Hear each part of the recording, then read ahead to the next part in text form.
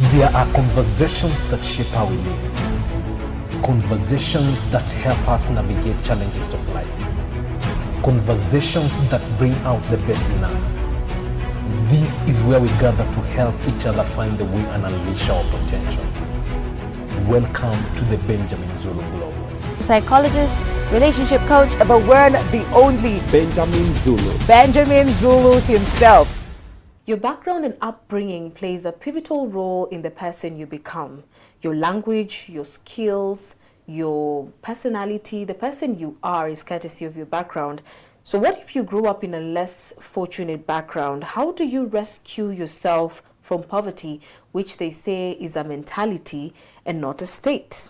This is our conversation for today, right here on the Benjamin Zulu Global with me, Joanique, and we dive right into it. Poverty, yes, they say, is a mentality before it becomes a state. Yep, that statement is a hint to a bigger truth. Right. That you always exist in two parallel worlds, the outer world and the inner world. The outer world is the circumstances and the drama you see around. Right. The inner world is your beliefs, it's your energy, it's your ideas, it's your confidence or lack of it, it's your faith or lack of it. It's the inner world is always the parental world. Right. The outer world is now the manifestation. He said, let there be. He saw light in himself and he said, let there be light. Then there was light outside. And he gave us that pattern that we can always imagine. You shall decree a thing and it shall be done for you. You see it, you conceptualize, you build it there. Everything you have here, somebody built the glass first, built the seat first, built it in their mind, then actualized it. Yeah. So we are saying the poverty first is a world inside. With all sympathy to those who are born, you are just a child and you are born in such a bad environment of lack and struggle. But just to tell you, where you are born does not have to be where you die. Right. Lucky for you, the inner world is what gives you a chance to have a say in your fate. The fact that your thoughts are free is your last resort to determine how your life turns out. It's almost like a canvas. You can just write anything on this blank canvas. But because we are not told that, you know, I feel the urgency of what we need to say because society is so silent about it. Yeah. So silent about it because your poverty is somebody's business. They capitalize on that. Yes, somebody has to do NGOs helping the poor occasionally so they can enrich themselves. We are living in a predatory society. Yeah. You just need to know that your problem is somebody's business. We live in a strange world where people are happy when you have problems and they have a problem when you're happy. You know? Yeah. So, a lady said that she's housing this 24-year-old niece and in a house, and she learned this niece is pregnant with some boyfriend, security guard someplace, and sat the two of them asking, what have you decided to do? No, we will take responsibility. Okay, you better. And then the so-called boyfriend disappeared, went missing in action, and she was asking what to do because she's very angry that she was taking this person who comes from a poor background to give them a chance to do something. And now this is what she has decided to do. And I was telling her to be careful that she does not obstruct people's karma. And this is introduces our first point. If you come from poor background, postpone everything else, romance and relationships, until you lay hold of a lifeline. Postpone any engagement until you see the light. And that's very true because many fall into that trap. Because others are dating around me, around the age. Don't look at age. When you come from poverty, you're a survivor of war. Yeah. Your first priority is not age now. Survival. So get to safety. Yeah. When you're running from the forest, and let me also tell you a few points about poverty. In case you're an outsider, I'm an ex-member. And I can tell you, there's nothing pretty about poverty. I was so happy when somebody was interviewing us. Have you ever been broke before? He said, no. I said, I want my child. I want that to be my child. I can't wait. It was so refreshing. to see a creature who has been spared the scourge of poverty. Yeah. You know, because it's so widespread, we glorify it. The moment you preach against poverty, people say you are judgmental, you don't understand situations. The moment you encourage people to stop being comfortable with penury, small life. We were doing some conferences somewhere, and we happened to mention that the small place jobs of life that are no training and no organization. Like when you are in nanny or working, it's a job that society does not have a structure for. You don't have a union. Yeah. There's no diploma for it. So it's a stepping stone. When you are a gardener, when you just small jobs, you don't hear organization of drivers or chauffeurs. It's you can make your life out of it, but just know that it is left out by as if you are supposed to grow yourself up. Yeah. Okay, of course we have. In terms of drivers, we are talking about many levels. You're saying about hustling levels.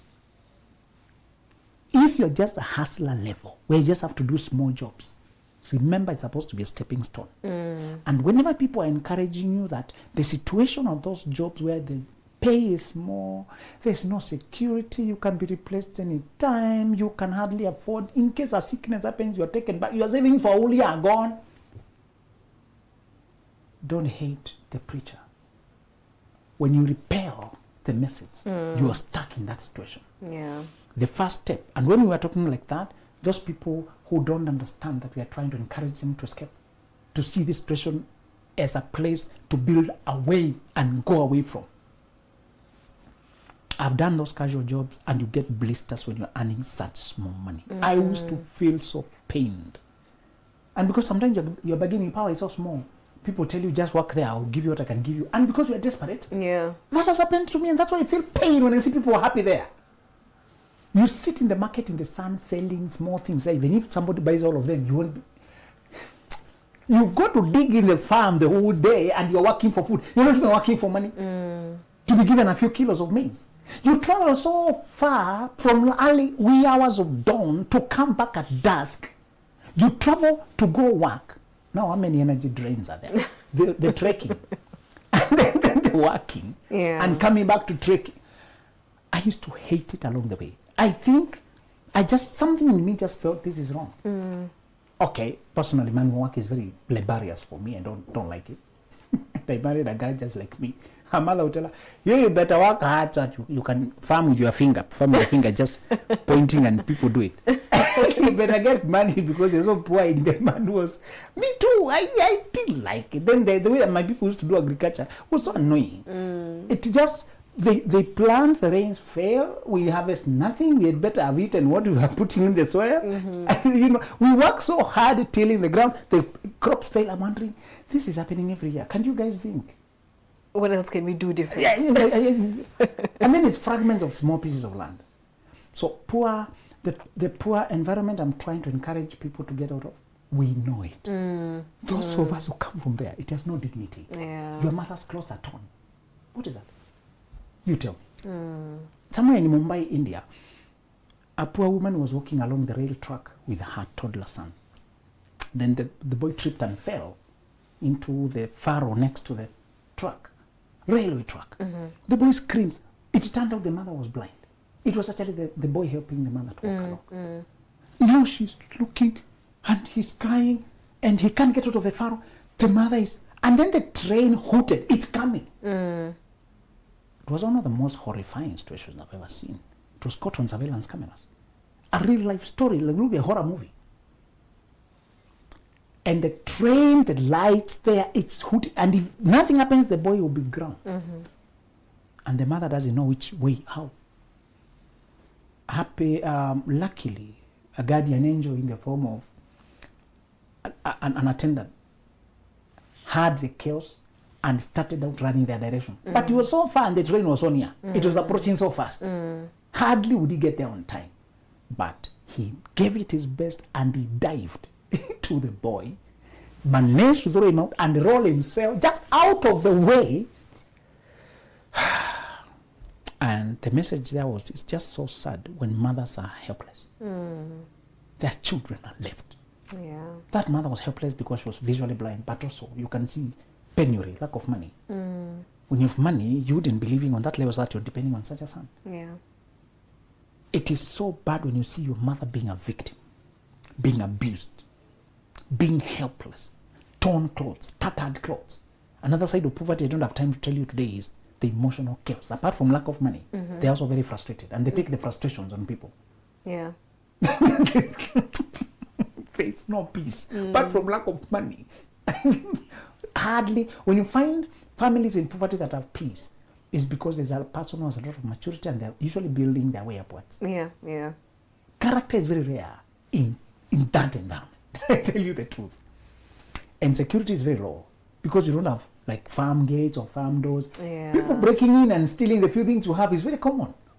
You know, the reason I wanted some money is just to close my space and bring some safety. Yeah. You guys can close, you tap your phone and you see what is going on at home now. Do you think poor people have that privilege? You leave somebody their child and you can see through an eye. During the day, you can see what is happening. Yeah. Some of these gadgets can even notify you when there is an attempt Yeah. Yeah. to break in. When you hear your car, no, I can hear my car. Do you think poor people can hear anything? They don't have that. They just come home to somebody having swept clean the little things they had. Yeah.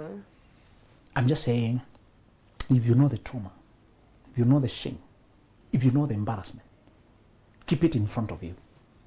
One guy annoyed me when he was telling me to take photos of the poor dilapidated house that was bending as if it's going to fall, mud thatched thing, grass thatched mud structure. And he was telling me, one day you'll get out of this. Preserve the memory. I hated him. I get the point he was trying to say. But you can't tell me to photograph when it is still my reality. It is still my reality.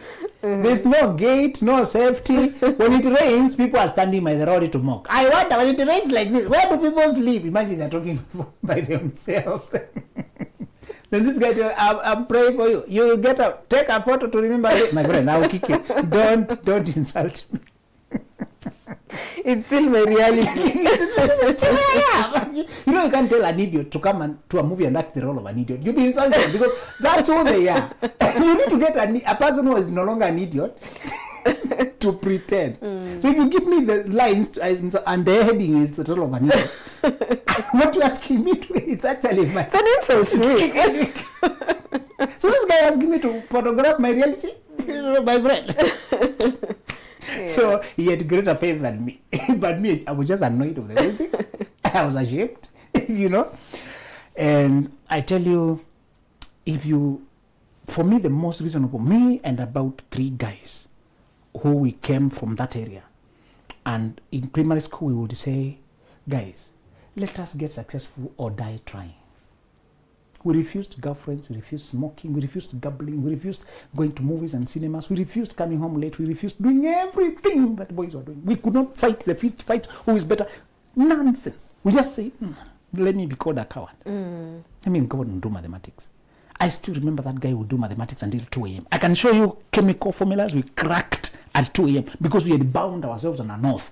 We won't sleep until we finish this revision paper. And it's very hard for mango or something. We managed to lay hold of something. I need to revise it until morning. And it's very hard, and we are 2 of us. And we can't crack it. And we say, no sleeping. And there's a slap. If you don't, I slap. So I remember one time we'd vowed ourselves that way. And there's one, actually it was a formula for manufacture of chlorine. Chlorine was one of the things you need to manufacture in a laboratory and all that. So to balance that was very hard. Finally cracked, you had to put very high figures, like 16, unusual figures. I still remember it because we had bound ourselves. That guy we fought and said, if we don't come out to some decent jobs, forget marriage, forget wives, forget. So, and we said, which grade do you want? We said grade. Bro, if you don't, we just wanted to qualify for government sponsorship. It was a redeeming grace. It was the only chance we had. And our parents or enemies were fighting over their petty things. We said we are not transferring generational hatred anyway. In class, we are friends. Out there, if they see you talking to that, they'll slap you. So out there, we don't. But at school, we are friends. And I tell you the truth, that's how we did it. And I want to transfer this tip to those who are crying like I used to cry when you're hungry. People are laughing at you because your clothes are torn. You have not showered, you're smelling funny. You have not eaten, you're not sure whether there will be food at home. You go home, you're beaten by a frustrated parent for a minor thing. You go home, parents disappear. They will come in the wee hours of dawn. There's no food. Tomorrow you have school. You come to school late. Teachers beat you more because many of them pick on you. Now, it's a paradox when you're talented and you come from a poor background because you threaten people and you have no protection. So I used to wear a lot of badges, top, best in this, best in this. So you are beating kids of teachers who are wearing nice clothes and you tattered things with badges. So many of them I now see why it felt bad. Yeah. Because they wanted their kids to shine. Me, in my casually, this was my lifeline. For them, they were working for success. I was working for survival. We are not working for the same thing, my friend. When you see an antelope and a lion running, you think they're running for the same things? This guy is running for food. The other is running for his life. Do you think they'll run the same? No. Yeah. So this guy had a legacy, a name to build for us. Name for who? Food. Food, please. Survival first. So please hear me. I beseech you in the mercies of God. Whatever language you can put there, swear. Some things require an oath to bring them to pass. If you leave the door open, temptations will carry you away. That's true. You need that inner push, you know. Actually, like a covenant. Like a covenant. True. And to say, girls would crush on us because we are focused or something like that, because you look onto that. But I remember I would hide. And I remember praying specifically that there's a particular girl who was very pretty and she would come until our home, coming to revise biology, revise mathematics. And I know she borrow a book. There's a crush on her. Yes, to borrow a book and all that. And I would come, as long as I was here. Your body is natural, you long, but you remember the oath. If I don't cross over to university, I would say, let's talk after, even Form 2, after 2 years. Form 3, you know. And sure to my word, by the time I finished, the girl, I think she finished quickly, got married someplace. I don't know I didn't dig about that story. For me, I knew mine is a matter of life and death. My dad sold the piece of land that belongs to me, my inheritance, and told me, you can go to school or you can go and enjoy yourself at the cost. You're free. Just know that me and you are done. Whatever happens, don't come back. Where will you come? The rest is for your brothers. And he apportioned that time. To his credit, this is for you, this is for you, this is for you. Now, you sell what is yours. And to his credit, he never touched a coin. I would go pick the money from the guy, take to school. And I knew how serious it was. So I don't understand when youngsters are just being careless. For me, the seriousness of life was knocked into my head early. You know, when I would carry the money being afraid, just take to school. It was not enough, all of it. I still had to do bursaries and all this. But that sense of seriousness was instilled in me early. Yeah. I just ask young people, you're coming from a poor background. When I say poverty, I also want you to think abandonment. Some parents have substance, but they don't care for you. There's an ambiguous poverty. Do you get it? The parents are capable, but they don't care. Yeah. You are in a similar situation, my friend. You are not any safer. Yeah. Some parents don't care. They just don't care. You struggle until people don't know why you're struggling. Yeah. Yeah. You come from a decent home, your parents are working. Why are you not paying fees? You can't explain. It's a long story. Yeah. You know? Yeah. So those who have long story, poor people, there's no story. We can see. Yeah. To register for my KCP permanent school, I had to collect a lot of chicken and to my teacher, please pay for me and take this chicken. Embarrassing. You have been approaching class 8 and your parent has no plan. No plan. I have finished class 8, I'm number 1, and he's all wondering, I wonder who is stopping this time around. And it is his child. And people are saying, poor child. Your own dad doesn't know. Yeah. The only first solution is to bind yourself by an oath. There's some guys who hated the Apostle Paul so much that they shaved their heads and bound themselves with a curse that they will not eat until they have killed Paul. So they were binding themselves for the wrong thing. But they want you to bind yourself for the right thing. Yeah. And say, you will not eat in the sense of indulging. You will not indulge until you've rescued your life. Yeah. So me, I didn't know which way. Little did I know, Joannick, that intense focus would attract helpers. one of the teachers there noticed my potential and started just identifying me and giving me, just pushing me forward. Yeah. Pushing me forward. She would make me the school head boy. I know now sometimes head boy is just a motivation. Give me leadership. You know, to expose me to opportunities. When you're head boy, you have some privileges in there. Yeah. So I would stay in school and others are being chased out.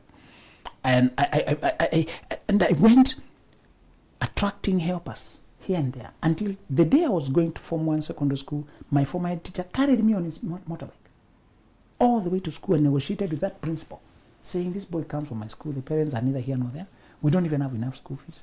The teacher said, get him uniform first. Then somebody put word for me, somebody carry me on their back, somebody help us, because they could see I'm trying, help me, you know. Let me tell you, you person come from that supportless background, that from abandonment of poverty, that intense focus and desire will keep a track, because you sit in front. When you go to places and the energy just brings you close. Yeah. The hunger will be picked. The hunger will be True. The way you listen with intensity, the way you desire, the way you want, the way you try. Teachers will pick you. Yeah. Help us. You tell me more.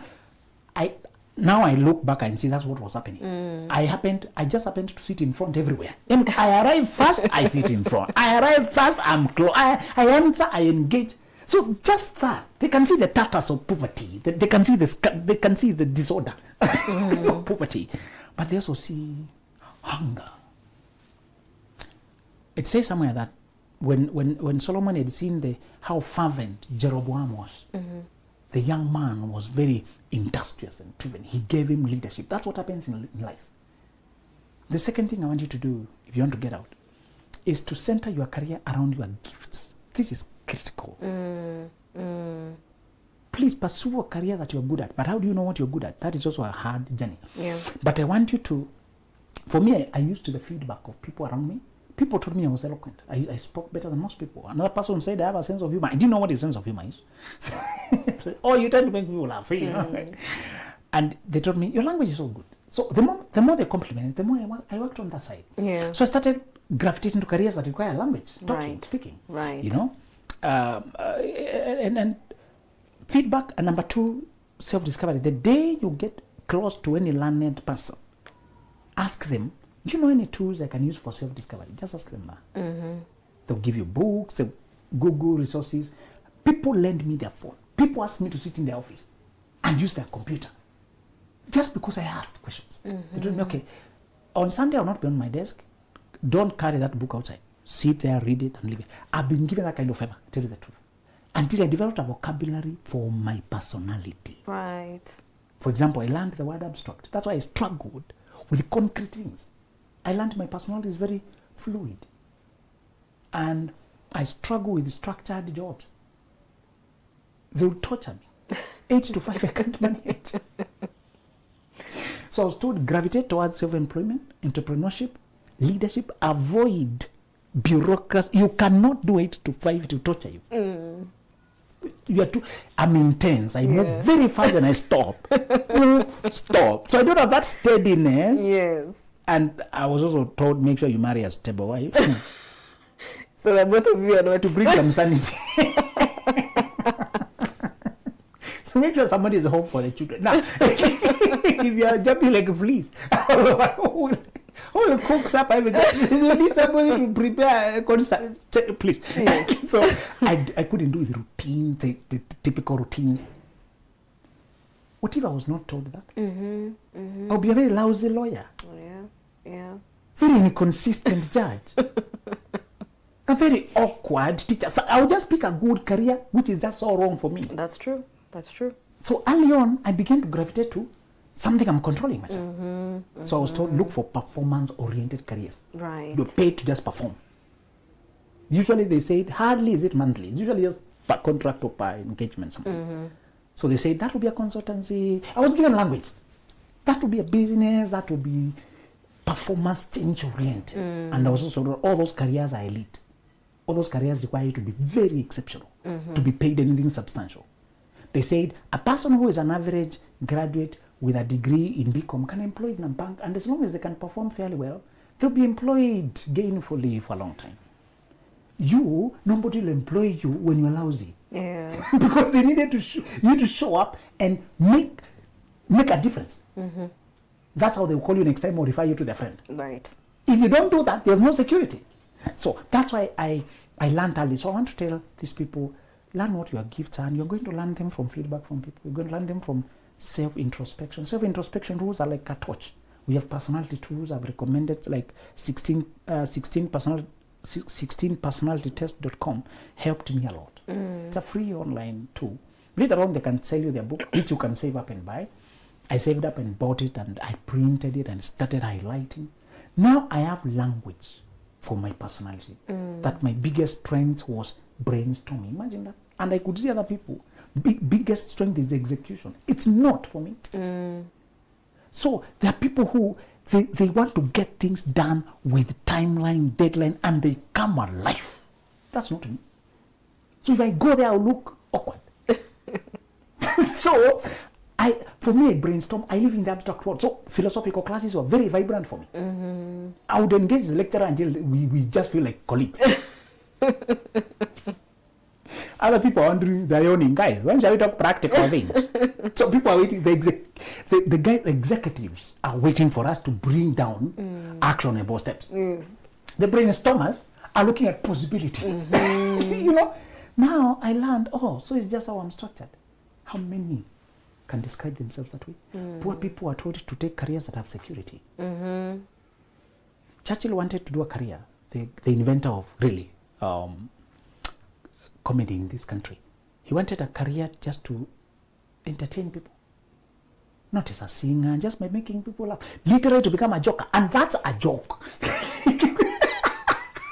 In the mind of poor background people, can you get serious with life? Yeah. So he was pushed to a serious career, teaching. Your relatives and well-meaning advisors will push you to what they know worked, but they don't know you. So I want you also to be a risk taker. Take a risk on yourself, bet on yourself. This lady asked me permission. She told me, if you advise me, I'll do it immediately. Because I know I want this, but I don't know whether it's right. She told me, I want to leave a government job to go and be employed at an entrepreneur. I just want business. I don't want to start it, I want to work for another business. I've worked with this government, it's so little engaging, we have so little work, I'm done by 11, I'm bored. Permanent pension, people are telling me, you're making a mistake of your life, you're living the life. You want growth, I want engagement, I want challenge. I told her, you're on the right path. Jump out, and because you have taken a risk, you have betted on yourself, whatever you lay your hands on, do it to perfection as if you're serving God. Don't care whether the bosses appreciate it or not. This is your CV. Get back to me after 3 years. And last I heard from her is that she can hardly, the problem she encountered is that she's threatening everybody. She just appears, hits all the goals I've been struggling with. Because she tells me, I took it as my company. I just want to take it as if it's your job. And give it your all. Understand what the entrepreneur is trying to achieve. Achieve it, make them achieve it easiest. Lighten their burden. And you become necessary to them like their food and water. That's true. You are totally secured. The owner of the restaurant will not bother you because you make the restaurant profitable. The owner of the radio station will say, my partner, what do we do? Because you make, and if they dare drop you, their rival is waiting for you.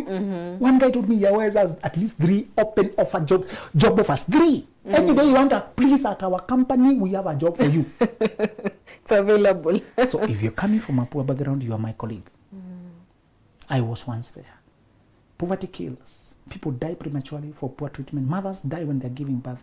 They don't have information about vaccinations. They're not protected in insurance. One member of the family falls sick and they have to sell everything they had, and the person still dies many times. They do fundraising, they beg, they are reduced. Poverty is ugly. There's nothing pretty with poverty. My Johnny reminded me when you grow old, whether I fulfill, I want my children to be asked by interviewers, have you ever been broke? And the award is no. Yes. Now, I want to make reference to this wonderful book, Millionaire Moves, where you get serious, when you get serious about making money. Yes. And poverty is not just about money, Yes. but I love the way you've brought it out, because it changes so many things about you. Yes. That you actually come out of that self-pity. Exactly. And value what you have, and not just take people's word for people's word. You value what you have, and you capitalize on your abilities. And I'd like to make reference to this wonderful read right here, chapter 9, learn the ways of the wealthy. Understand the rules of wealth. Yes. If you're trying to become wealthy, but you're stuck in a poverty-stricken neighborhood, you will struggle. Yes. If you leave and you go to the big city where people are doing things on the scale you dream to do, operate on yourself, and you will be inspired. You will be helped forward by that environment. So you find that many people stay in the same environment. You were brought up here, you schooled here, you got married there, you're having children there. It's almost like the same cycle. So at what point do you say, now I'm stepping out into a different environment? Now, you're going to step out, first of all, before you even get married. Or even if you're hearing this when you're already married, carry your partner and tell them, let's go and see what those people do. Those who build big houses. Do they have 2 heads? Do they have 4 hands? Do they have 10 eyes? Or do they have different? One day I did that. I came to visit my brother. The way you come to the holiday to just stay with a relative. And because I was so restless, I would get myself deliberately lost in the city. I would just leave. Because he was living in the ghetto, these slum areas. Very low income, power goes out at 8. Every day. You guys are used to power being there. Yes. Water and power are rationed. Every day. I went and strayed into the University of Nairobi. I just saw the sign, School of Architecture, and then I saw masses moving in hordes from hall to this. And I stood, I watched, and I wept. I said, if this many people are getting degrees, and I don't get it, where will I ever make it? That's the day I decided, and they looked very ordinary. Those people, they didn't look any different.